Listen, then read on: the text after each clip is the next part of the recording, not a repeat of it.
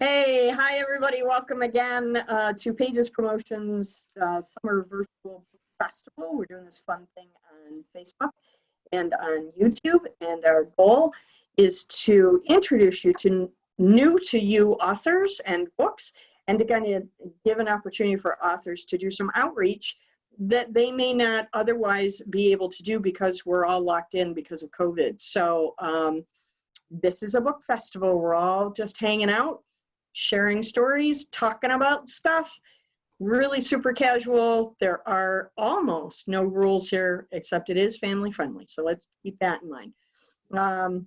Welcome everybody. Hey, Troy, you came back. Awesome. So here it is. The Reckoning by D.M. Taylor. Hi, D.M. Can I call you Danielle for purposes of time? Yep. Good, because when I say people's initials, it makes me feel weird. So it's just weird. It seems disconnected somehow. So this is your brand new book. This is YA, correct? Well, it's a sci-fi thriller, and I didn't put it as YA because there's some sensitive topics, but. Okay, so it could be a crossover. Okay. And this, everybody, is brand new. Danielle is a brand new author, just came out in February. So congratulations, welcome to the family. Thank you. Can you give us a little bit of a synopsis of your book, please? Absolutely. So I wrote a little bit down just so that I don't get nervous and fumble over my words. So I apologize for reading. Tatum Barrett spent a lifetime unraveling the secrets of time travel, driven to find a link to the past, fueled by lament to reconcile the night her mom died and her sister became drug addicted. Now, almost 20 years later, she has solved it. But what she thought would help reset her past might be the catalyst for her destruction and the downfall of her country. Will she survive the ultimate betrayal? Very cool. Out of, see, I told you, Andrew, out of all of the characters in this book, which one was your favorite one to write and why? Well, okay, so it's an interesting question because starting out the book, Tatum, my main character, was really who I wanted to tell the story through. But as I got into the depths of this story, her older sister, Ruth, was who I really connected with. And I'll often hear from people who have read it, once they get to Ruth's story, that the story just starts page turning really quickly. So, and it makes sense because that's where I was really connected into the story, was through Ruth, her older sister. Awesome. Who was the most difficult or frustrating character for you to write and why? I would say the most difficult character for me to write was my main character's antagonist and also her love character, because he didn't really meet her needs, and so it was frustrating to get inside the head of somebody and be like almost opposite of what I try to be as a person, So yeah, writing those alter personas to who we are can sometimes be a real challenge. Except for Andrew, it's not a challenge for him. Not at all. Can you explain that a little further? Explain the divide between the two of you. With me? Yeah.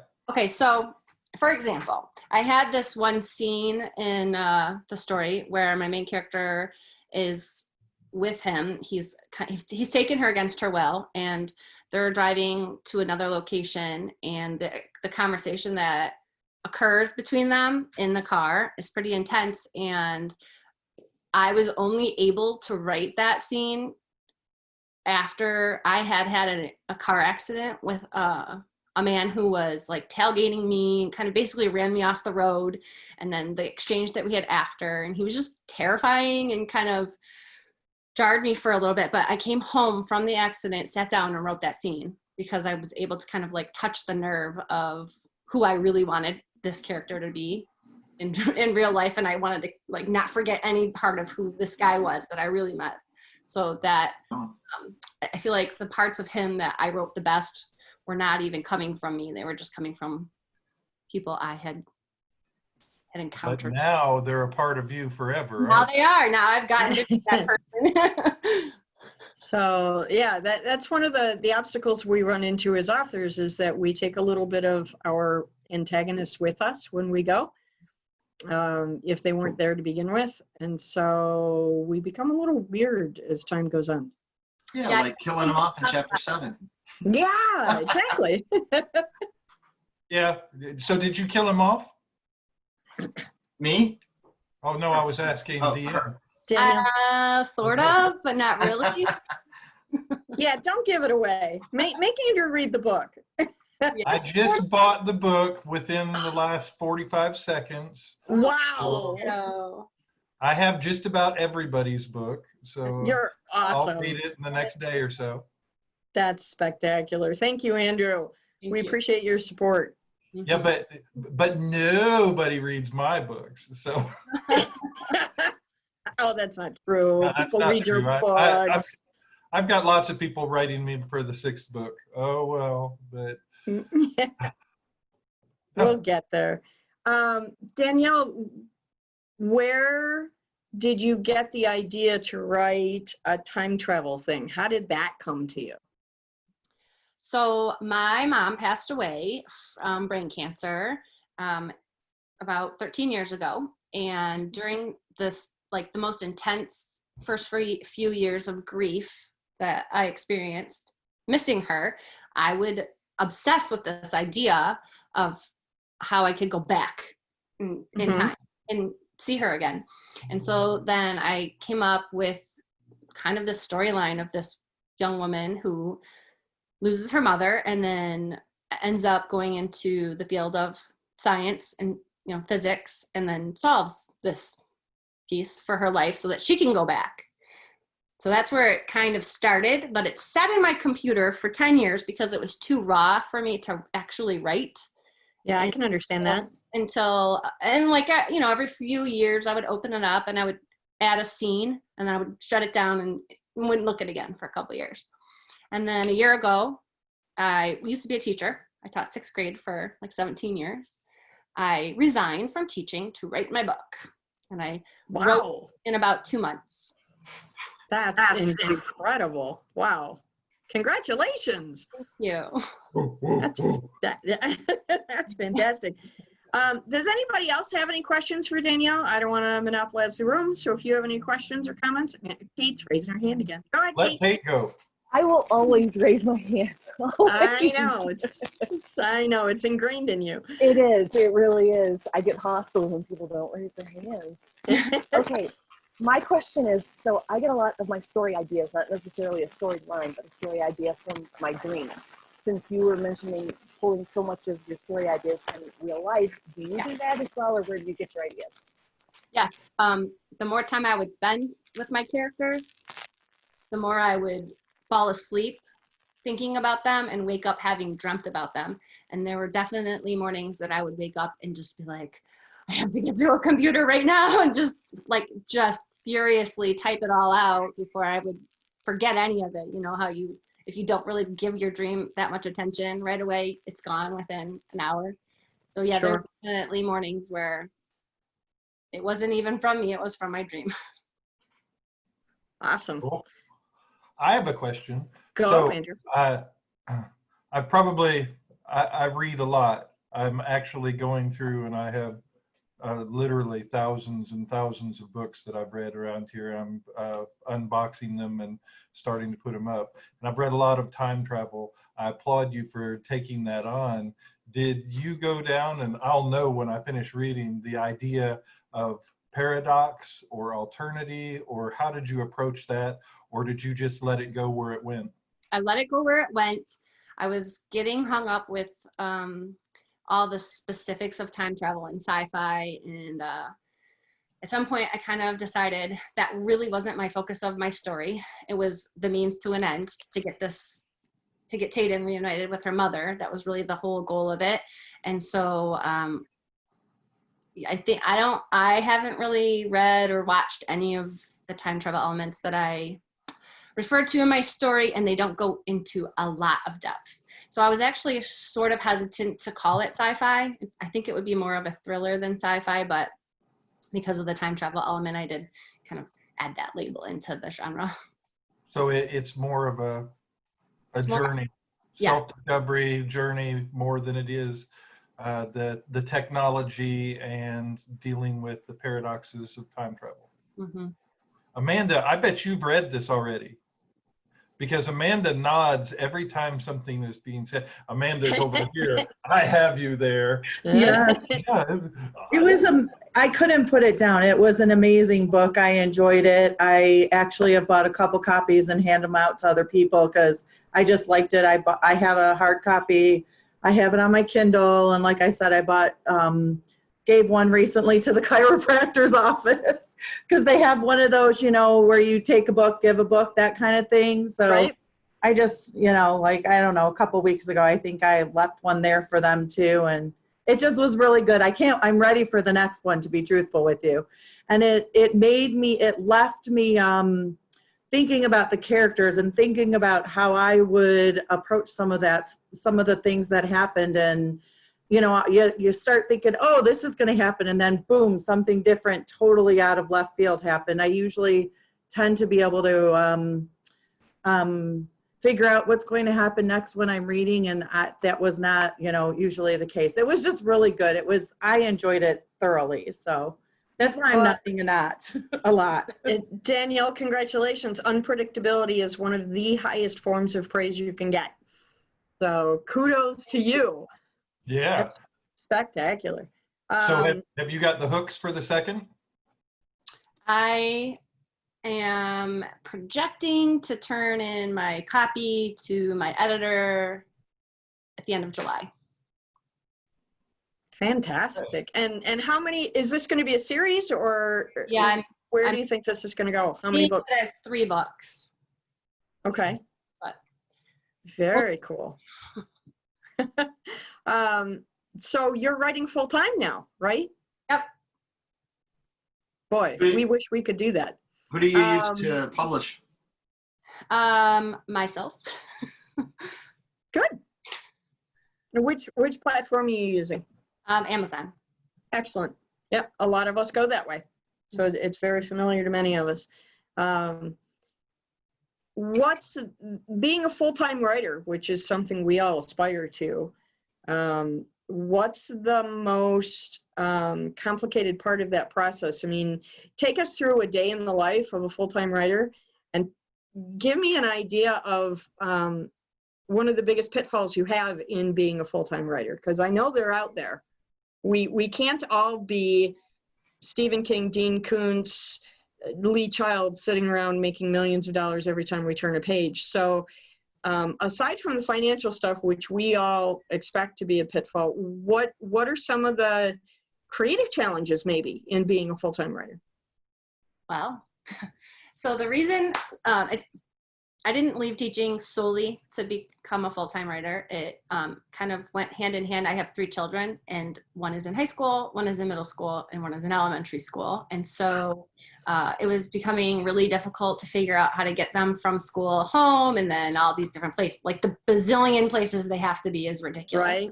And so just the timing was right for me to become their Uber driver.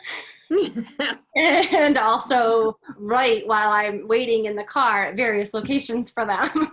And so basically what my day would look like pre-COVID when I was writing this book was that I would drop all of the children off and then go home and write for a solid couple of hours before I had to go and start picking all of them up. And then I would be writing in parking lots.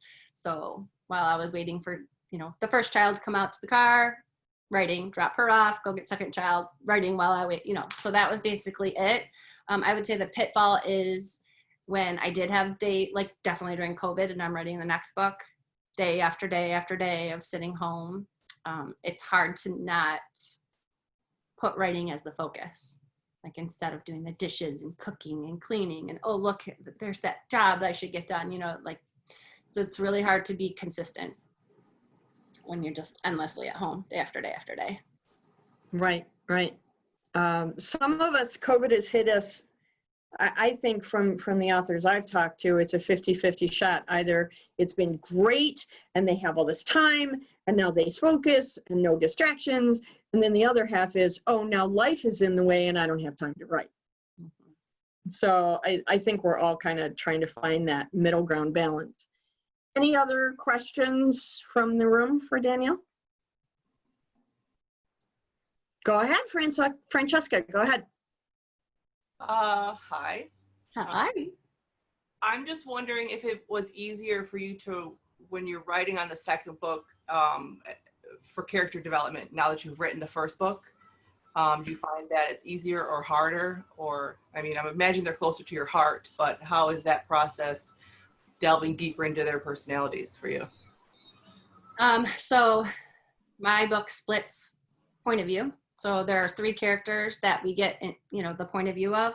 And so when I wrote the first book, I just wrote the story fluidly and would switch as I was going. But this time, because I know the characters so well, like they're a part of me now, they're already developed. What I would do is I just wrote as Ruth, one of the characters, the older sister, for probably a month. All I did was write her story. And then I would switch to one of the other characters. And I felt like it flowed a lot easier for me. It didn't feel so like I had to keep switching gears and, oh, how does Ruth talk again? And what was her, the way that she carried herself? I was able to just stick with that character who I already knew and write a whole lot and then go to the next character. So it was definitely felt more fluid. Didn't feel like I had to constantly try and create who they were and what they would say and how would they stand. And Yeah, less discovery struggle in the second book than in the first. Right? Talk about your world building. How did you go about doing that? And I know this question's burning in Kate's head because she always asks, what's your strangest resource and result? So when you did research, what was the weirdest thing that you turned up? Sorry, Kate, I'm just, Well, okay, so those 2 questions actually kind of lead to the same answer because my world building was actually done through research. The setting is in Maryland and it's at the National Institute of Science and Technology building there, the NIST. And so basically all my research was like, all right, I'm a normal, because it's set a little bit into the future, but not too far into the future that it wouldn't be what we're already kind of living. So I basically went through the research like I'm actually moving to Maryland. I looked through all the real estate and I found like the actual house that they lived in. And then I would do all the Google Maps and look at where, where's this one body of water that I was talking about. And then I would visit the NIST, all virtually, visit the NIST building and like see if I could look inside and what does it look on the outside every single season. And there was a scene where the sister's on the highway and she's driving from New York into Maryland. So I basically just took that whole map quest and did the whole drive and was looking at what does the highway look like here and there and whatever. So I wouldn't say it's weird, but it was definitely how I did my world building. And this is the McDonald's she stops at and gets lunch, that kind of thing. I think it's great. Doing all that background research gives you so much more detail that you can then infuse into the story and the character. That's pretty awesome. Any other questions from the room? I'm curious, and help me. I've read all of your reviews while I was sitting here. You have Of course. Number. How did you approach marketing, and how did you? Because some of the reviews are obscure and out there. So how did you approach? I liked your review, Amanda. It was nice, but what did you do to get the book out there? Was it word of mouth? Did you take a different approach? So I put together a launch team I asked 100 people, everybody I basically know, begged, like, please be on my launch team. And then leading up to the publishing of the book, I interacted with them through MailerLite and asked them to download the book, read the book. Well, they were given a copy ahead of time, but to like click through the book so that Amazon would register it as official and post their honest review. And then so that was like my launch week. They leading all the way up to that first week that I published, that I asked those people to do that. And then if they, you know, I told them how much I would appreciate if they shared it on social media, and some people did. So that was really my tactic. I did a month later target a bunch of like book promotion pages and sites for a sale week. Right. But so I gained some more of the reviews during that week. But most of the majority of my first probably like 30 reviews came from my launch team. Got it. Okay. Awesome. I was just curious. It was really sad actually, because there was a good portion of my launch team that posted reviews and Amazon did not. Yep. Come up. Unfortunately, Amazon has a reputation for doing that. Kara, you had a question? Go ahead. No, I was just one of the people that Amazon didn't let post the review. I've had close to 40 removed. So I stay at between 6 and 8, and I go up and then come down. Yeah. And yeah, you've got a significant number that they haven't found any cross-link to you. But most of the people that were removed from mine, I had no idea who they were. Yeah. And I'd read this review and, oh, you know, the common man's James Bond. Oh, this was fantastic. And then the next day it'd be gone. It still happens. I'll still have a review, and then a couple days later, it won't be there. Well, I will write your review, and there's no link between us. So I'm sure that they're tracking this Zoom call, and right now, Sure, yeah. we were on Zoom together. I would be taking it down now. You know, Andrew, if Amazon is tracking my Zoom activity, I welcome it. Let's bring it on. How much more exposure can we get? Yeah. No, I'm scared. I'm with. And actually, my last launch, I had like 15 reviews. And it's scary because I've even told my launch team, do not mention this, do not use this word, do not say this, do not click on this link. Go to Amazon, type the book name in. And it's creepy. Amazon is a very scary thing sometimes. Yeah. Well, I went to Amazon today, and I had several new suggestions based on things I had looked at online today that, I mean, it's just too much cross-linked with other stuff. So I wouldn't be surprised if they're in here right now and they are scanning all of the books behind Michael right now. I agree. They're right now. You know what? I can't live in that kind of fear. I'm just going to keep doing what I'm doing. Hey, I'll be the paranoid one. Okay. I'm a monster. I don't worry about anything. Yeah, I know. That's why it's great to spend time with you. The baby, though, I'm loving the baby. Yeah. Hi, very Teresa. sweet. It's the baby. I like the baby. Almost makes me want another. Almost. Almost. Almost. Does anybody else have any questions for Danielle at this stage? Oh, No? come on. Come on. Okay. That's right. It's okay. Some people are shy. So are you a digital writer or are you an analog writer? And are you a plotter or a pantser? Pantser. Well, okay. I'm Oh, geez, not another one of you? Yes. I'm a bit of both. I have like the overall, I had one piece of scrap paper with like a literal timeline, and then the whole rest of it was pantsing it. But I just would write. Some days I would write so furiously. I didn't even know what was going on in my life, and I would be like, no one talk to me. I am writing. And then the next day I'd look at what I wrote and be like, I wrote that. So yeah, I'm definitely fly by the seat of my pants, and it's all on my laptop. Okay. If I'm somewhere away from my laptop, I'll put it in my notes on my phone. So you're devoted digital. Mm-hmm. Hope you back it up. Yeah. Backing up lots. Lots, yep. 6 places, maybe 7. They're everywhere, all over my computer. Yeah. Troy, you were the one who just posted this on the Facebook page, right? Yeah. We were talking earlier. on Facebook about the dangers of not backing up and how you could lose stuff.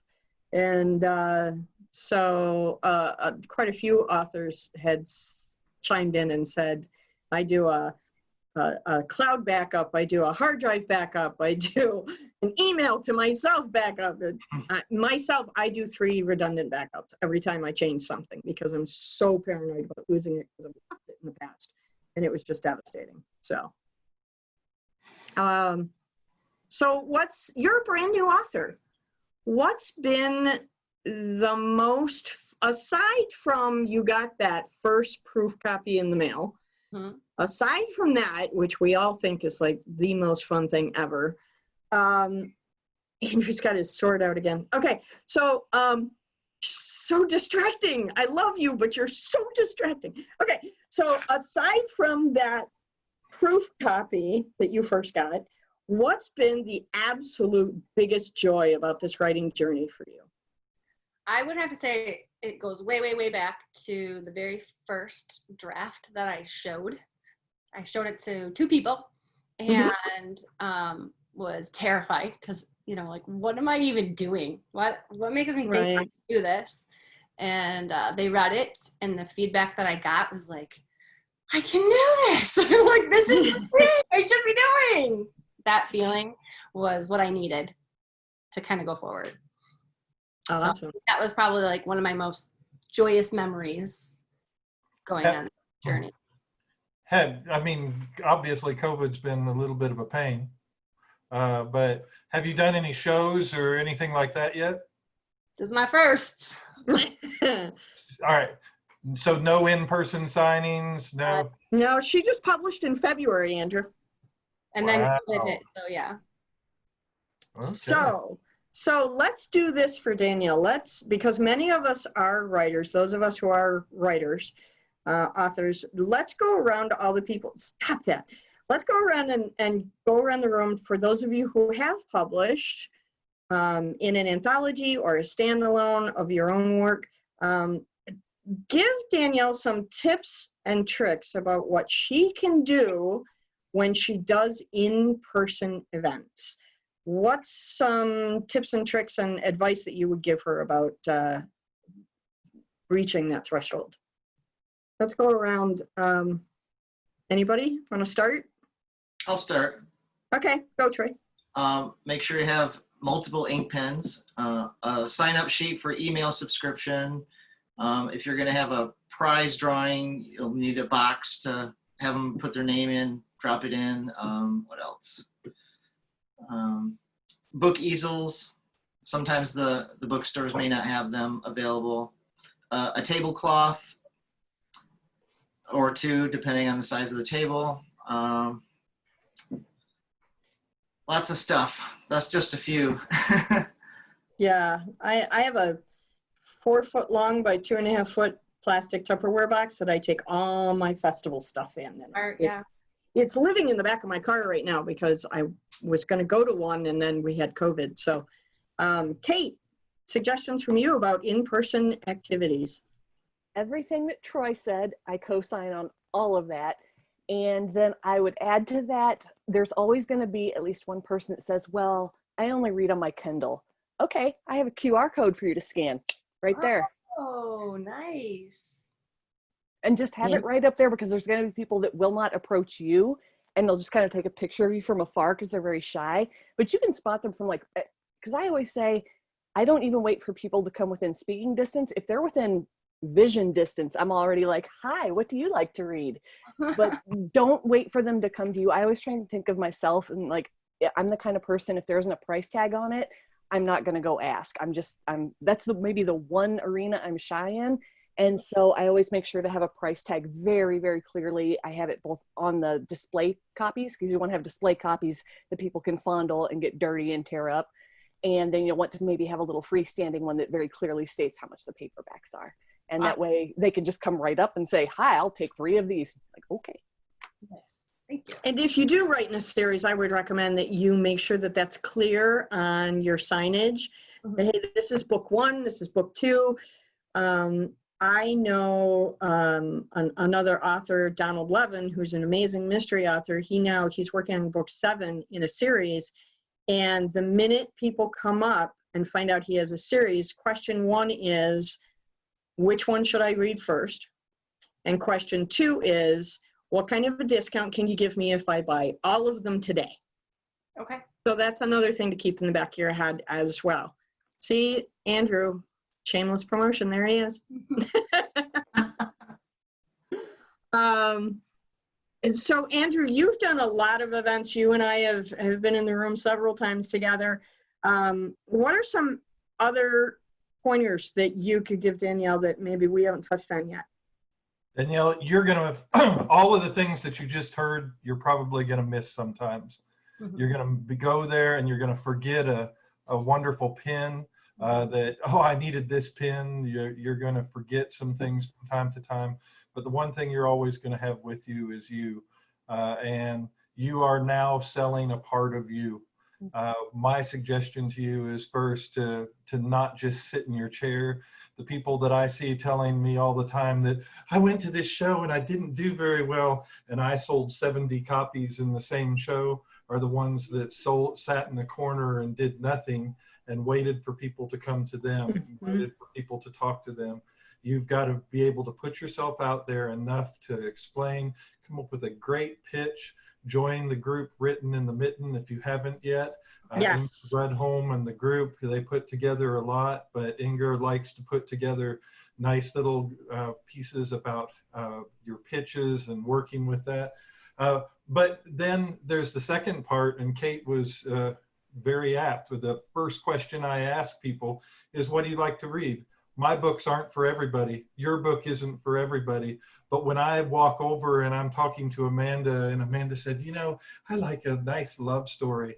I've read everybody else's books that I'm with, and I say, you know, Danielle has a great book that you're going to probably like. It's not a typical love story, but it's a love story between a mother and a daughter that really means something, and if you're going to enjoy it.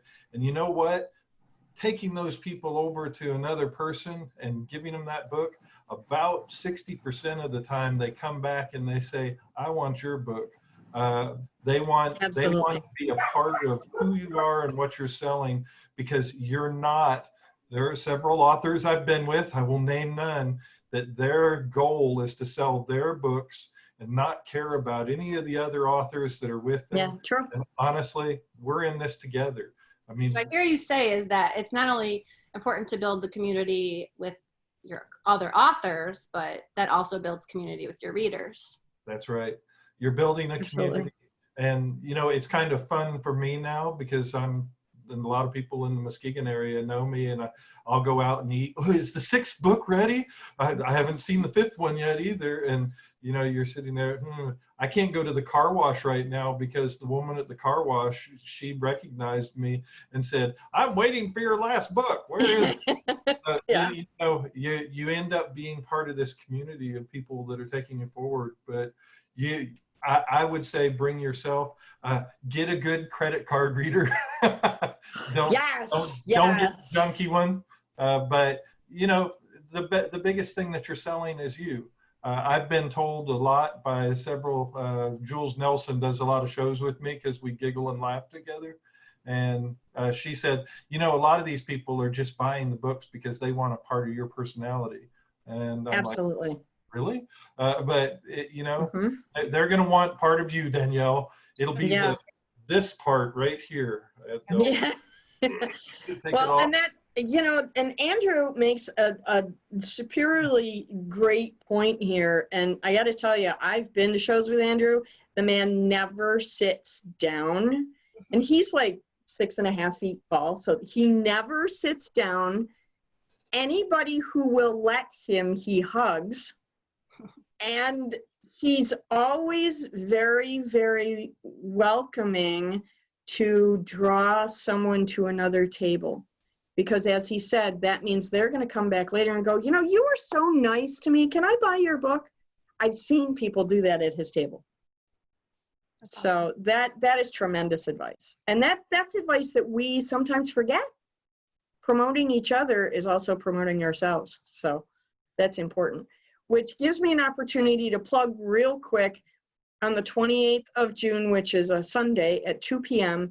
right here on our Zoom channel. We're going to be having a indie author marketing meeting. It's kind of a roundtable discussion for authors. We're going to be meeting with Bill Matthews, who is a marketing expert here in Birmingham. He's going to allow us to pick his brain for a couple of hours. And so if you can make it to that, that's 2 o'clock on the 28th, right on Zoom, and the link is on our Facebook page. So authors, take a look at that. We're all in this together, and that, you know, we should really support each other and learn from each other, because sometimes we don't think of these little things, like the credit card reader. It's become such a second nature thing to me now to throw it in my cash box, but I forget to say, hey, did you, you know, it's on my checklist. Is it on everybody else's? You know. Am I the only one going through PayPal? No, I'm PayPal actually is a far more efficient than Square. That's what I found too. I switched. And the PayPal wireless Bluetooth reader is awesome. Does the chip very fast. Yeah. Yeah, I switched. I used to be with Square, and I switched because I tested it and found it to be so much better. I'm a tech guy. If you looked at my crazy area, I mean, I have high tech everywhere. And multiple cameras all around the room, and I've tested it, and PayPal is far more efficient than Square. Plus, Does I get anybody else points. have any suggestions or questions for Danielle? Mrs. Parker does, because Mrs. Parker joined late. Late person always has to ask a question.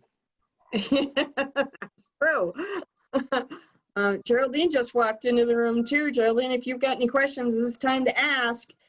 While we're waiting for people to come up with some questions, why don't we give you an opportunity right now, Danielle, to talk about the special that you're running on your ebook. Tell us about that.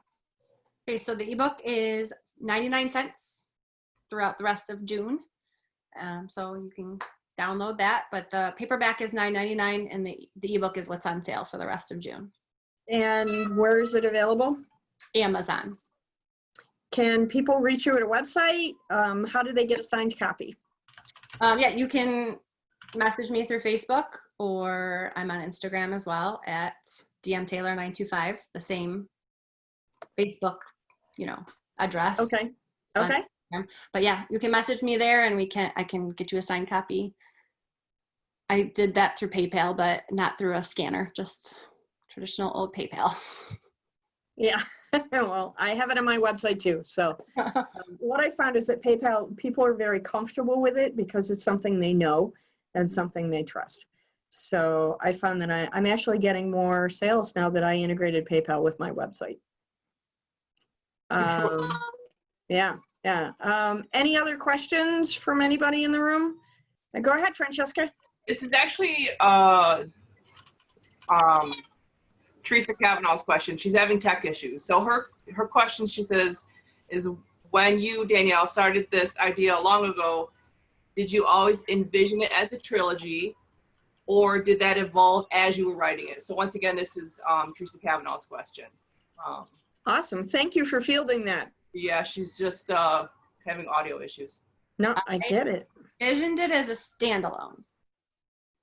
And then after it was finished, still was going to be a standalone. But then I had people coming back to me after they read it, wanting to know specific things about, well, what about what happens with Ruth and this and that and this and that? And what about with Marius and Abel? Like, so what they wanted to know things about the characters that were not addressed at the end of the book. Not really cliffhanger type thing. There's not really a cliffhanger, I wouldn't say, but just, what happens next kind of thing.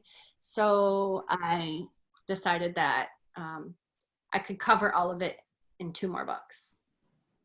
So the trilogy came about due to reader demands, not because you envisioned it that way. Yeah, just from follow-up questions from people, and then I'm asking the questions made me kind of start thinking about, well, what would happen? So that's where that kind of came from. And then the first book is really all about time travel to the past. The second book is time travel is happening in the past, but she's trying to figure out how to get to the future. And then the third book is all going to be about time travel into the future. Okay. Have you thought about writing any other genres? Yeah. And Well, is there a genre that you would never touch? I would never touch romance. Okay. Not my thing. No. But I think that my next book that I want to write is kind of like a more in-depth sci-fi, more sci-fi than what mine currently is. Okay.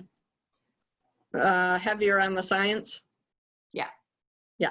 Okay.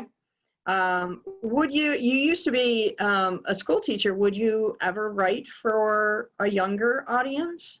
Do you have any ideas about books you might write for that? This idea that I have for my next one is a definite young author, like a young adult.